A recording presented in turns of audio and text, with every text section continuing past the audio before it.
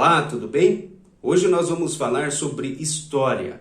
Convido vocês a conhecerem um pouco mais sobre Abdon Petit Carneiro, um maçom paranaense que fez história e deixou um grande legado. Quem tem as informações é o irmão Hamilton Júnior, historiador, genealogista e pesquisador.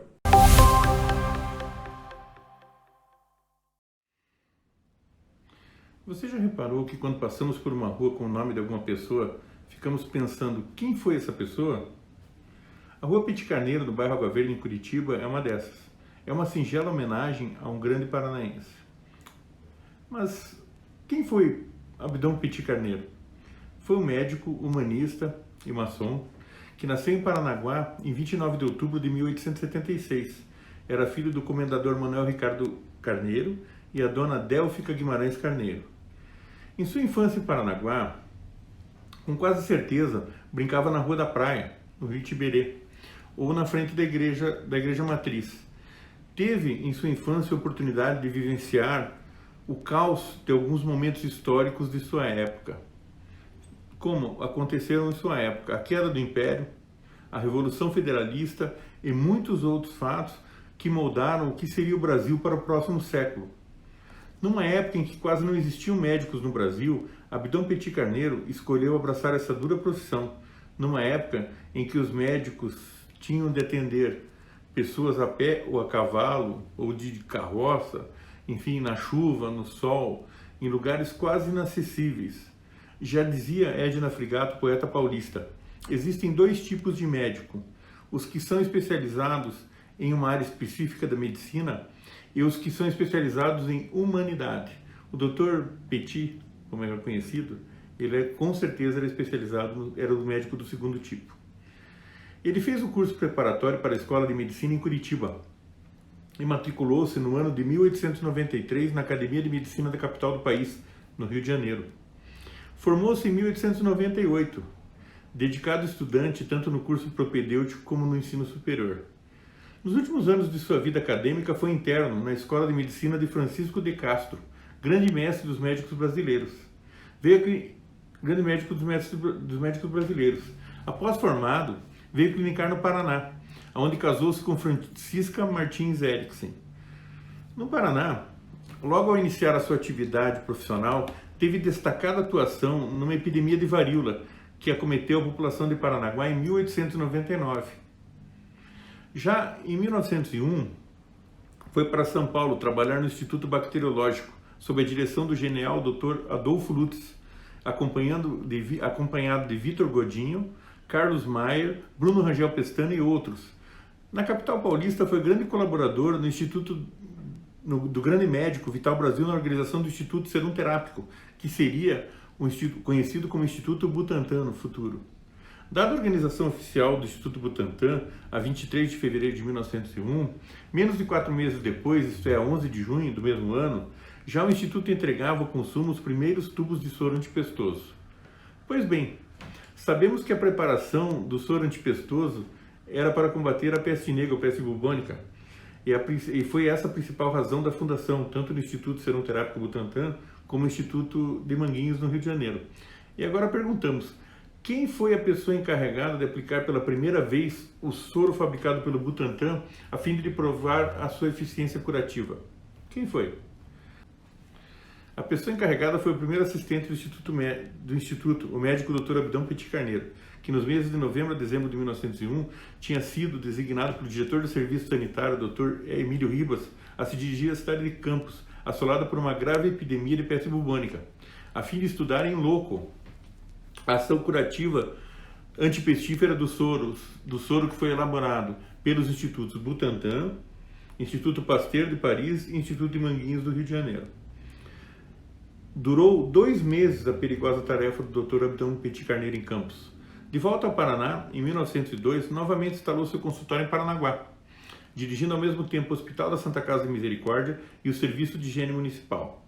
Em 1905, se mudou para Ponta Grossa, onde clinicou até fins de 1910. Em 1911, mudou-se de Ponta Grossa para Curitiba e durante os próximos 20 anos prestou importantes serviços médicos à classe ferroviária em Curitiba. Foi professor da Faculdade de Medicina da Universidade Federal do Paraná e médico da maternidade do Dr. Vitor Ferreira do Amaral. O Dr. Abdão Petit Carneiro foi também diretor do Educandário João Coelho de Moreira, em Paranaguá, enquanto esteve vivendo lá. E foi, sem dúvida alguma, um dos pioneiros da pediatria no Paraná.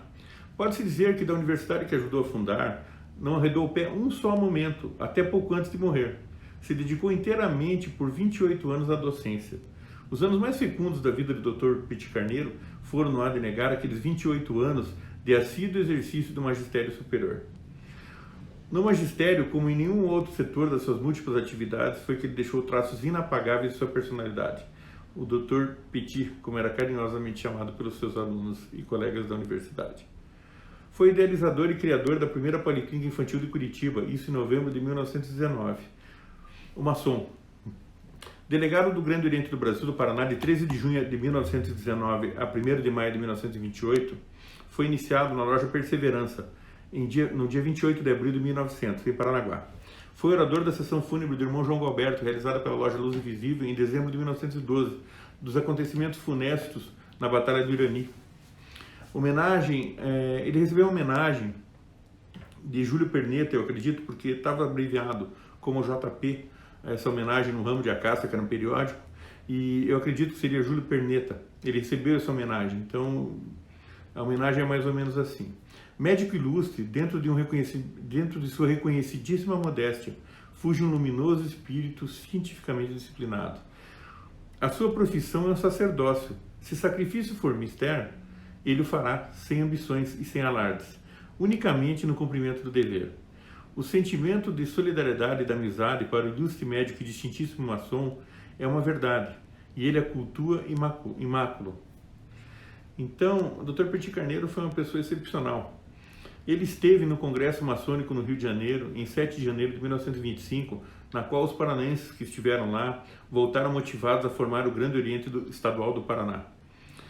No dia 21 de abril de 1925, o delegado do Grande Oriente do Brasil, Petit Carneiro, envia correspondência aos veneráveis das lojas de Curitiba para reunirem-se em sua residência, a Rua Brigadeiro Franco, número 61. No dia 26 do corrente, às 16 horas, para tratar de assuntos do interesse da ordem. O delegado do grão-mestre Abdão Petit Carneiro, nomeado pelo grão-mestre Luiz Soares Horta Barbosa em 13 de junho de 1919 pelo ato número 0448 e reconduzido ao cargo até então, convida os veneráveis das lojas de Curitiba para uma nova reunião em sua residência no início de setembro de 1925. O orador da loja Luz Invisível 0749, o irmão Dario Persiano de Castro Veloso, na reunião do dia 9 de novembro de 1925, refere-se à fundação do Grande Oriente do Paraná, mostrando as conveniências que haviam em tal fato, sendo marcada uma reunião especial para tratar sobre esse assunto no dia 16 de novembro, às 7 horas da noite. Nessa reunião discutiram o assunto e foi aprovado por unanimidade a criação do Grande Oriente Estadual do Paraná. Petit Carneiro participou como fundador ou como membro de seguintes lojas: Luz Invisível 0749, Dario Veloso 1213 e Amor e Caridade Segunda do Oriente de Ponta Grossa, qual foi venerável. Em 19 de outubro de 1927, o soberano grão-mestre-geral autoriza a criação do Grande Oriente Estadual do Paraná, sendo seu primeiro grão-mestre o então presidente da província do Paraná, Dr. Afonso Camargo, que ocupou o cargo por 20 dias e renunciou. Após a renúncia do Dr. Afonso Camargo, Abdão Petit Carneiro, que era grão-mestre adjunto, assumiu de 7 de maio de 1928 até julho de 1928, quando houve novas eleições e ele foi eleito grão-mestre, exercendo o mandato até 30 de abril de 1931. Faleceu em Curitiba em 24 de fevereiro de 1940, com 63 anos de idade. Foi um grande homem, nosso querido irmão Petit Carneiro. Obrigado.